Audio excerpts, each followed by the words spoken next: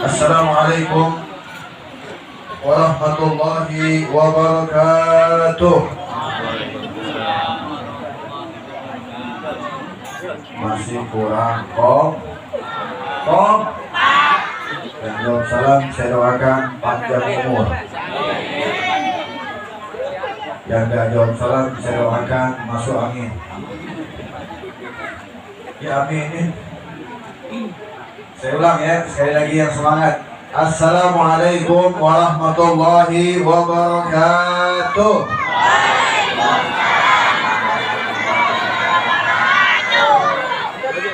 Mudah-mudahan gak ada yang masuk angin. Alhamdulillah ala hadhihi ni'mah walhamdulillah ala kulli ni'mah. Wassalatu wassalam ala sayyidina wa maulana Muhammad syafi'il ummah wa ala ali tayyibin at-tahirin min abna'i Fatimah.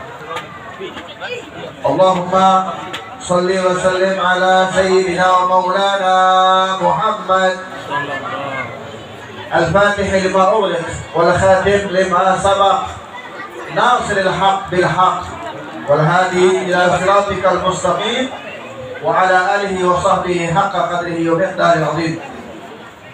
Ikuti setelah saya. Astaghfirullahal azim. Semua. Alladzi la ilaha illa huwal hayyul qayyum wa atubu ilaih min kulli dzambin azim wa min jami'i ma'asi wal khataya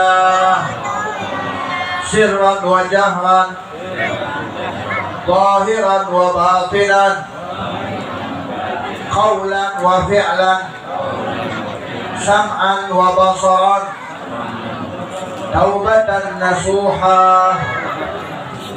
La ilaha illallah, la ilaha illallah, la ilaha illallah,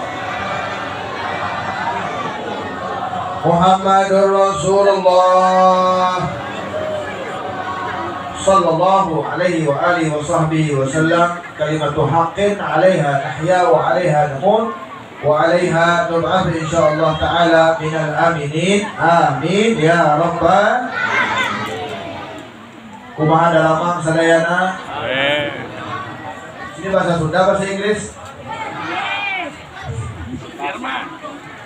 Yang kita cintai dan kita muliakan, para orang tua kita, para sesepuh, tokoh masyarakat, terkhusus guru kita bersama Ki Haji Bakri dan guru kita Ki Haji Sanusi dan para guru-guru yang lainnya. Kita doakan semoga mereka semuanya panjang umur sehat walafiat. Amin. Juga yang sama-sama kita cintai dan kita muliakan, paman saya Habib Oji Al-Kaf, kita doakan semoga beliau panjang umur sehat walafiat. Para aparatur pemerintah atau yang mewakilinya yang saya muliakan, terkhusus saya Bait Haji Dibis keluarga yang baru saja menikahkan anaknya. Semoga harapan beliau, hajat-hajat beliau disampaikan oleh Allah Subhanahu wa taala. Hadirin wal hadirat, muslimin muslimat yang dimuliakan oleh Allah Subhanahu wa taala. Dari tadi kita duduk bersama melihat, mendengar, kemudian lisan kita tidak basah dari yang namanya sholawat kepada Nabi Muhammad. Hal ini dikarenakan apapun acaranya, apapun yang diadakan pasti ada hubungan dengan Nabi kita, Nabi besar Muhammad SAW. Tadi ada tasmiyah, kemudian akad nikah, dibacakanlah maulid. Agar apa? Agar tempat ini turun rahmat. agar tempat ini dihadiri oleh para malaikat, agar tempat ini banyak sekali malaikat-malaikat yang mengaminkan doa-doa kita. Semoga harapan kita, doa kita, hajat kita disampaikan oleh Allah Subhanahu wa Ta'ala. Kalau berbicara tentang makna kita menghadiri acara hajatan atau walimah seperti ini diantaranya adalah ajaran yang diajarkan oleh junjungan kita Nabi besar Muhammad SAW. Bagaimana bunyi dalilnya, bunyi hadisnya? Hakul muslim alal muslim. Haknya seorang muslim terhadap muslim, apabila diundang wajib datang. Alhamdulillah malam ini kita diundang oleh sahibul bait, maka sebagai hak sesama muslim kita wajib mendatanginya, tapi jangan khawatir. Dalam sabdanya Nabi Muhammad SAW, "Man kana fi hajati akhihi, kana Allahu fi hajatih." Barang siapa yang menyampaikan hajat sesama muslim, maka hajat dia pun akan disampaikan oleh Allah Subhanahu wa Ta'ala. Sahibul bait mengundang kita punya hajat, kita datang, kita sampaikan hajat sahibul bait, insya Allah kita pulang dari sini hajat-hajat kita disampaikan oleh Allah Subhanahu wa Ta'ala. Ibu-ibu, bapak-bapak punya hajat ya? Punya harapan ya? Atau udah gak mau hajat-hajat lagi? Mati aja sekalian. Selagi kita hidup pasti punya hajat. Hajat kita terlampau banyak. Kadang-kadang saking banyaknya kita punya hajat, pas minta sama Allah lupa mau doa apa. Betul gak? Ini contoh nih. Ada orang pernah ikut saya umroh dulu ya, zaman sebelum COVID ya. Dia bilang, nanti kalau di depan Ka'bah saya mau baca doa ini. Ya udah, apalin aja dah. Begitu dia lihat Ka'bah, pegang Ka'bah, lupa mau baca doa apa. Yang dia ingat, nangis, nyesel atas dosa-dosa yang dia perbuat. Begitulah keadaan kita sebagai manusia. Maka jangan jauh-jauh dari majalisul ilm, jangan jauh-jauh dari masjid, jangan jauh-jauh dari ulama, jangan jauh-jauh dari perkumpulan yang baik, karena di dalamnya pasti ada doa, dan doa tersebut insya Allah akan diijabah oleh Allah Subhanahu wa Ta'ala. Kalau kita sendiri berdoa belum tentu diijabah, tapi kalau dalam satu perkumpulan barangkali ada salah satu dari orang yang hadir tersebut adalah orang yang disukai oleh Allah, orang yang dicintai oleh Allah, maka doanya pasti tentunya diijabah oleh Allah Subhanahu wa Ta'ala. Saya kasih contoh begini ya. Mudah-mudahan contoh ini sebelum saya bahas tentang akad nikah, contoh sederhana. Pengalaman dari seorang ulama, yang mana beliau ini seorang ulama besar, Abdullah Al-Mubarak. Siapa yang tidak kenal? Al-Imam Abdullah Al-Mubarak ini adalah seorang sosok ulama yang karismatik, ulama yang sangat dermawan, ulama yang alim, yang hebat, yang kaya tapi dermawan. Ada ulama yang kaya, ada ulama yang warok, artinya tidak kaya. Ada ulama yang punya mobil, ada ulama yang naik sepeda. Ya. Artinya di sini sama-sama ulama. Tidak boleh kita banding-bandingkan keadaannya. Berbeda dengan zaman sekarang, kadang-kadang kalau ulamanya pakai mobil Alphard berarti ulamanya sukses. Yang jalan kaki nggak sukses, ini nggak boleh begitu ya. Ini Al-Imam Abdullah Mubarak, suatu ketika beliau berada di kota Mekah. Saat itu di kota Mekah sedang dersak, tidak turun hujan, panas. Saking panasnya udah nggak sanggup orang-orang yang berada di kota Mekah. Penduduk di kota Mekah nggak sanggup lagi karena tidak turun hujan. Padahal di Mekah kurang apa? Ada Ka'bah, ya, ada makam-makam para sahabat-sahabat Nabi Muhammad, para orang-orang yang gugur dalam syahid di sabilillah bersama Nabi. Lihat, di kota Mekah itu ada Ka'bah, ada tempat-tempat ijabah, ada makam Ibrahim dan lain-lain sebagainya. Ada sa'i, ada Arafah. Yang mana tempat-tempat tersebut kalau kita berdoa pasti tentunya diijabah oleh Allah. Karena memang tempat tersebut spesial, berbeda dengan kita. Tetapi bayangkan di kota Mekah nggak hujan-hujan, gersang, panas, para ulama yang berkumpul, para ulama diundang seluruh penduduk kota Mekah, termasuk di situ ada Al-Imam Abdullah Al-Mubarak. Ngapain mereka? Mereka ke atas sana. Mereka berada di suatu tempat yang sangat indah. Mereka di Arafah. Habis sholat Jumat, mereka berkumpul di Arafah. Seluruh penduduk kota Mekah berdoa. Di dalamnya ada ulama, ada umara, ada orang-orang biasa. Kebayang nggak kalau semua ulama berkumpul dalam satu tempat, kira-kira doanya dijabah nggak? Dijabah nggak? Dijabah tidak? Tahu dari mana? Ini saya gambarkan. Ulamanya berkumpul, Imam Masjidil Haram berkumpul, ulama-ulama besarnya berkumpul, termasuk Al-Imam Abdullah Al-Mubarak. Kebiasaan mereka kalau nggak turun hujan, mereka sholat istisqa. Mereka sholatnya di Arafah, rame-rame. Habis sholat Jumat, mereka kumpul di Arafah, sholat sunnah minta turun hujan. Kagak turun hujan, Pak. Padahal ulamanya hadir, padahal orang-orang besarnya hadir, padahal masyarakatnya hadir. Bukan satu orang, mungkin ribuan orang yang hadir sholat sama-sama supaya diturunkan hujan.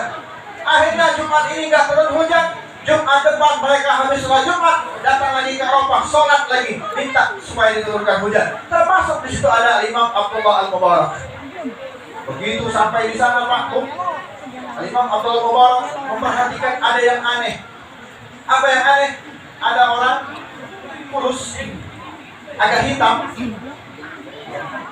Kalau di pandangan manusia hina, berbeda dengan ulama-ulama yang berada di depan, berbeda dengan orang-orang intelek yang di depan dengan khusyuknya, dengan sholatnya. Tapi Imam Abdullah Mubarak memperhatikan ada orang kurus, hitam. Ini orang kelihatan kaslan, males, tapi dia ikut sholat. Karena seorang ulama ini memperhatikan, dia agak ini kayaknya unik nih. Ada orang yang nggak dipandang, orang yang dihinakan ikut sholat. Apa orang ini melakukan? Dia sholat, habis sholat dia sujud. Kebetulan Imam Abdullah Mubarak di samping dia, diperhatikan. Doanya bagaimana? Doanya pendek sekali. Satu manusia, semua manusia yang ada di situ tidak memperhatikan orang ini, karena orang ini dianggap hina. Karena orang ini levelnya level bawah, bukan level atas. Dia sujud, apa dia berdoa?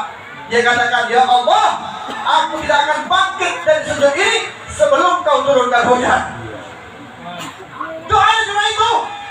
Orang biasa, pakaian lecek, kulitnya hitam, kurus. Ketika dia sujud, doanya cuma segitu. Ya Allah, aku tidak akan bangkit dari sujud sebelum hujan turun. Habis ngomong gitu, hujan semuanya, Pak. Turun hujan. Orang-orang bangga, mungkin ulama-ulama yang hadir yang doa diaminkan oleh Allah. Imam Abdullah Mubarak melihat, ya Allah, ini orang hebat. Ini orang Allah tutup aibnya, tapi dia dekat dengan Allah.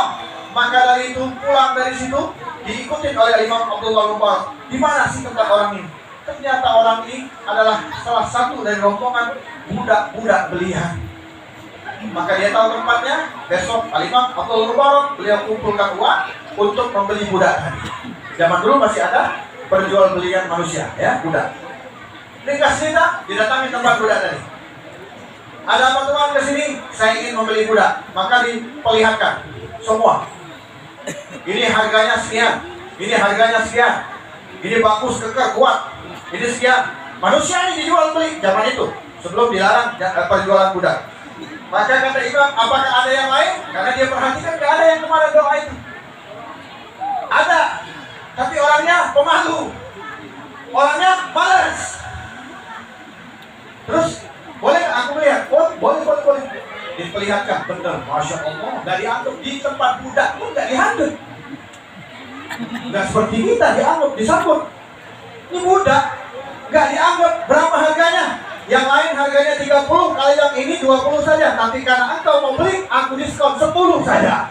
Nggak ada harganya di hadapan manusia. Tapi doanya dijawab oleh Allah Subhanahu Wa Taala. Kata Imam Abdullah Mubarak, kalau begitu, aku akan bayar 30 lebih, kata beliau. Kau jual 10 diskon, enggak, aku bayar lebih, dibawa pulang. Ketika pulang ditanya, orang budak ditanya, wahai tuan, kenapa anda beli saya? Anda kan tahu saya ini pemalas. Enggak, aku beli engkau ini untuk menjadikan engkau tuan dan aku budak, kata Imam Mubarak. Loh, kenapa begitu? Diceritakan kemarin begini-begini, nangis budak ini. Maka dia nangis, bolehkah aku meminta sesuatu kepadamu wahai tuan? Silakan, apapun yang kau minta aku akan kasihkan. Berikan aku kemerdekaan. Kalau begitu silakan engkau merdeka. Dia bilang langsung sujud syukur, alhamdulillah hari ini aku merdeka di hadapan Tuhan manusia, besok nanti pun akan merdeka di hadapan Allah Subhanahu wa taala. Maka dia sholat, dia sujud dalam munajatnya, ya Allah, aku telah beribadah 30 tahun dan tapi rahasia ini semuanya Engkau simpan.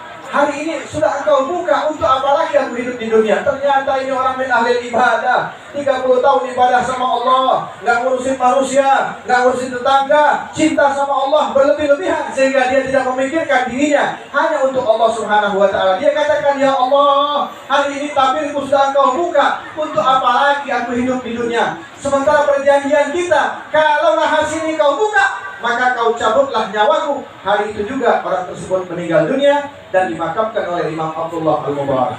Dari cerita ini kita pahami, ternyata terkadang dalam satu perkumpulan ada orang yang mungkin dalam zahir mata kita biasa, tapi ternyata di hadapan Allah dia adalah orang-orang yang disenangi oleh Allah Subhanahu wa taala. Maka belajarlah kita menjadi orang yang baik, belajarlah kita menjadi orang-orang yang tidak pernah mengurusi orang lain. Insya Allah dengan begitu harapan-harapan kita, hajat-hajat kita pasti akan disampaikan oleh Allah Subhanahu wa taala. Amin ya rabbal. Ma'asyiral hadirin wal hadirat rahimakumullah. Kembali dalam acara kita malam ini adalah walimatul nikah. Acara yang sangat sakral. Tapi perlu dipahami semuanya bahwasanya dikatakan an-nikah min jumlatil ibadah. Bapak Ibu yang dirahmati oleh Allah, nikah itu kalau niatnya baik, maka akan menghasilkan pahala dari Allah Subhanahu wa taala. Maka jangan salah niat. Ada orang nikah karena kecantikan. Ada orang nikah karena ketampanan. Ada orang nikah karena ingin punya jabatan. Awas, niat-niat yang seperti ini tidak akan menghasilkan pahala dari Allah Subhanahu wa taala. Maka kita ambil kata Imam Al-Habib Zain bin Ibrahim bin Smith, beliau mengatakan an-nikah min jumlatil ibadah. Yang mau tulis silakan ditulis, yang mau rekam silakan direkam. Insya Allah pulang dari sini kita bawa ilmu yang bermanfaat. Amin ya rabbal alamin. Niat yang pertama, kalau nikah tersebut ingin mendapatkan ladang amal pahala dari Allah, yang pertama niat dengan melakukan pernikahan ingin menjadi hamba Allah yang bertakwa kepada Allah Subhanahu. Itu yang pertama. Sebagaimana dikatakan dalam satu hadis, "Idza tazawwaja al-'abd faqad istakmala nisbatin falyattaqillah fil nisbil baqi." Ini hadis Nabi. Apabila salah satu dari umat Nabi Muhammad melaksanakan pernikahan, apa kata Nabi?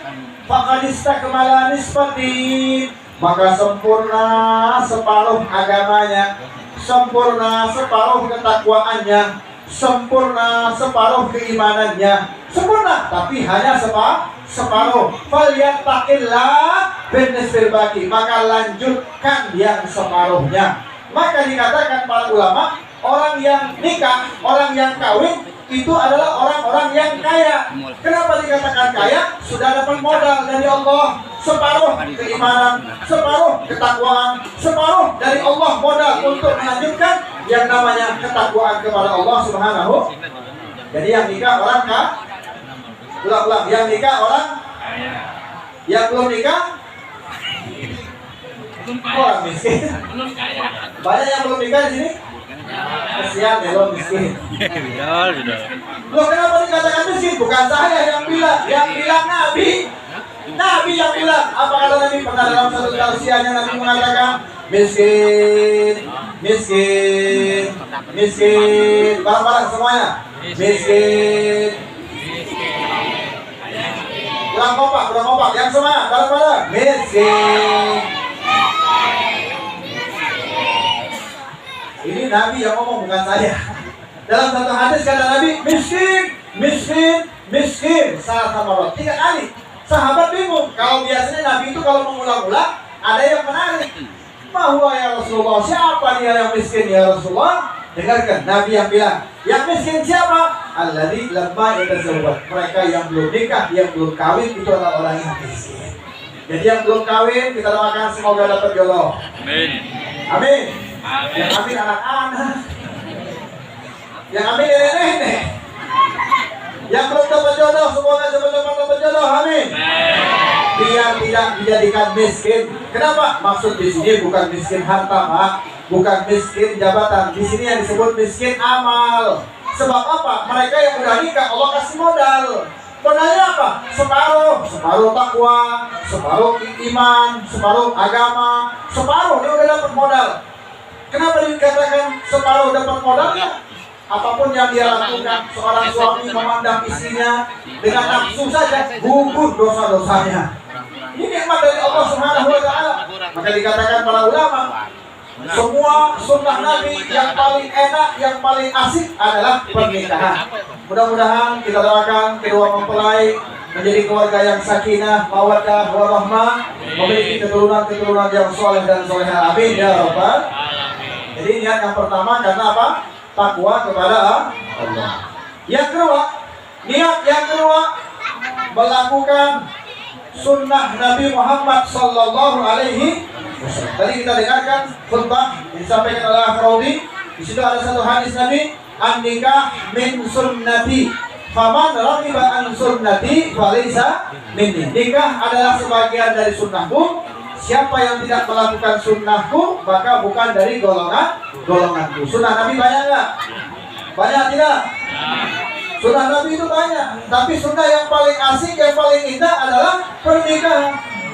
Terus kalau nggak nikah boleh nggak? Silahkan, karena ini adalah perkara sunnah. Tapi ingat, sunnah Nabi itu ketika kita melakukannya, artinya kita sudah mencoba menjadi hamba Allah yang betul-betul cinta kepada Nabi Muhammad Sallallahu Alaihi Wasallam. Kita lihat salaf-salaf kita terdahulu, mereka jaga betul. Al-Imam Abdullah bin Al-Haddad mengatakan semua sunnah Nabi semuanya udah dilakukan, jangan ada yang tertinggal. Mulai dari tata krama, mulai dari adab, mulai dari cara minum, mulai dari cara berjalan, mulai dari cara bergaul, mulai semuanya mengikuti tuntunan sunnah-sunnah yang diajarkan oleh Nabi Muhammad Sallallahu Alaihi Wasallam. Banyak sunnah-sunnah Nabi. Di antaranya bangun malam. Bangun nggak malam-malam, Pak? Ngapain? Yang penting bangun ya. Ya nggak apa-apa, yang penting bangun. Mau sholat mau kagak, yang penting Pak. Nah nanti kalau setiap malam terbiasa bangun, mau kencing misalnya, coba sekali-sekali ya ambil wudhu gitu. Sunnah juga. Sunnah Nabi sebelum tidur ambil wudhu sunnah. Habis itu ngapain coba kira-kira? Hah? Tidur lagi Pak, apa-apa. Ya, kita belajar sunnah Nabi, kita jalankan. Qobliyah, ba'diyah, ini penting. Sunnah fajar, sunnah apa lagi? Sunnah hajat, banyak sunnah. Sunnah istikharah, kita punya masalah nih, penentuan nggak bisa, bingung mau ke kiri atau ke kanan, kiri kanan bingung. Soal sunnah dapat pahala juga. Nah ini sunnah Nabi banyak sekali. Maka dengan begitu insya Allah kita akan menjadi orang-orang yang mendapatkan keindahan dari Nabi Muhammad Sallallahu Alaihi. Bahkan ada salah satu Fudail bin Iyad kalau tidak salah, atau yang lainnya para ulama, mereka pernah kelupaan cuci tangan dalam wudhu, dalam perkara wudhu. Dalam perkara wudhu lupa 2 atau 3 ya, 2 atau 3 ya, 2 kali atau 3 kali dia lupa. Perasaan udah 3 kali, gak tahu dia cuma 2 kali, kurang 1. Malamnya didatangi oleh Nabi Muhammad SAW. Ditegur sama Nabi Muhammad, begitulah keadaan mereka yang cinta sama Nabi, maka Nabi pun akan cinta kepada mereka. Syarat mutlak kalau kita ingin dicintai oleh Nabi, maka hidupkan syariat sunnah Nabi Muhammad Sallallahu Alaihi Wasallam. Bahkan zaman dulu gak zaman sekarang ya, tapi zaman sekarang mungkin ada juga beberapa wilayah. Para sahabat-sahabat dulu kalau mereka mandi di tempat terbuka, itu mereka nggak pakai baju, telanjang lah. Ada salah satu sahabat zaman itu dia pakai baju, sampai-sampai dia dihina oleh teman-temannya. Zaman itu orang-orang sini nggak pakai baju, kenapa ente pakai baju? Oh ini sunnah Nabi katanya. Ini peraturan dari Nabi di zaman itu. Gara-gara satu sunnah yang dia lakukan, dia dihina oleh orang-orang di sekitarnya. maka dapat bocoran suara dari langit sana mengatakan bahwasanya semua dosa-dosa yang diampuni oleh Allah Subhanahu wa taala gara-gara melaksanakan satu sunnah Nabi Muhammad SAW. Itu baru satu sunnah, bagaimana dengan sunnah-sunnah yang lainnya? Maka jadilah hamba Allah, umat Nabi Muhammad yang cinta sama Nabi Muhammad dan menghidupkan sunnah-sunnah Nabi kita, Nabi besar Muhammad Sallallahu Alaihi. Yang ketiga, niat yang ketiga, melaksanakan pernikahan. Niatnya apa? Litahsinul aulad, supaya memperoleh keturunan. Yang belum dapat, mudah-mudahan cepat-cepat dapat keturunan. Kalau masih belum dapat juga sabar, ini semuanya program dari Allah Subhanahu wa taala. Tapi di sini kata Nabi bahwasanya niat daripada nikah tadi litahsinul aulad, agar memperoleh keturunan. Sebab penting, semakin banyak kita memiliki keturunan, semakin bangga Nabi Muhammad Sallallahu Alaihi. Ada satu hikayat seorang ulama di zaman dulu, ditawarin kawin kagak mau deh. Bawa nih perempuan paling cantik di kampung itu, tolak dia. Aku belum siap nikah, cari yang lain aja. Sampai berumur ulama ini. Tiba-tiba gak ada hujan, gak ada angin, gak ada badai. Dia keliling kampung, kawinkan saya, kata ulama ini.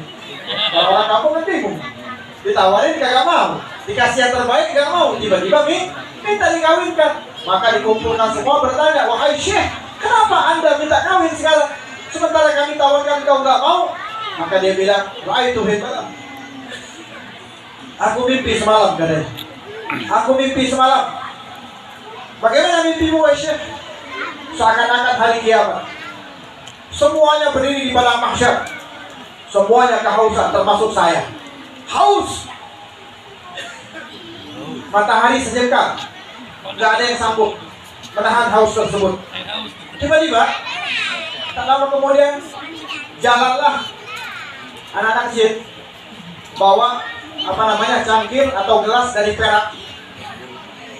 Dalamnya ada air, langsung dari telaga haud, telaganya Nabi Muhammad SAW. Ini anak bawa gelas, jalan. Kata syekh tadi, lihat jalan. Wahai anak, sini, aku haus. Kata syekh tadi, berikan kepadaku. Apa jawaban anak ini? Enggak, ini punya ayahku, ini punya ibuku. Kau kalau pengen begini, kawin dulu biar punya anak. Anak kecil tadi. Subhanallah. Dia bilang, jadi aku nggak bisa. Kami ditugaskan oleh Allah untuk memberikan minuman kepada orang tua kami. Ternyata anak ini yang meninggal dalam perut keguguran, yang meninggal umur setahun, yang meninggal umur 5 tahun, sebelum balik meninggal, maka mereka inilah yang akan membawakan air minum untuk kedua orang tuanya nanti di yaumul mahsyar. Beruntunglah mereka-mereka yang punya anak wafat dalam perut, ya, yang meninggal usia setahun 2 tahun, karena mereka nanti akan menolong kita di yaumul mahsyar. Semoga kita memiliki keturunan-keturunan yang soleh dan soleha. Amin ya rabbal. Ini pelajaran untuk kita. Yang terakhir, yang keempat, niat yang keempat, dengan nikah ditabarruk, didoain. Supaya apa? Supaya kita mengharap ada yang mendoakan kita setelah kita wafat. Penting. Setelah wafat itu gak ada yang bisa menjamin keselamatan kita kecuali anak yang soleh. Semua amal ibadah kita pasti akan putus. Ketika kita wafat, meninggal dunia, sholat udah gak bisa, habis, saatnya sudah habis. Ngumpulin amal udah gak bisa. Tidak ada cara lain, yaitu memiliki anak-anak yang soleh dan soleh. Salah satu gambaran contoh saja, ada seorang, boleh dikatakan preman kelas kakap. Kerjaannya maksiat, nyakitin orang, sampah masyarakat bahasa kita sekarang. Ini orang kalau kerjaannya nggak baik, dibenci sama masyarakat, kira-kira kalau dia mati, orang-orang kampung seneng nggak? Seneng nggak? Ada orang tukang malak, mabok, mintain duit, ganggu orang, ngerampok orang, pas mati, masyarakat seneng nggak? Kalau ulama atau orang baik, kalau meninggal dunia, jawabnya apa? Inna lillahi. Tapi kalau orang yang jahat meninggal dunia, mampus loh. Gitu. Gak ada kalimat innalillahi, saking bencinya masyarakat. Tapi jangan khawatir, dalam zahir manusia dia jahat, dan memang kelakuannya jahat. Tapi setelah dia wafat, dia meninggalkan anak dan istri. istrinya orang baik, anaknya masih kecil, 4-5 tahun, dibawalah belajar ngaji, belajar huruf alif, alif di atas A, ba di atas ba, dan seterusnya.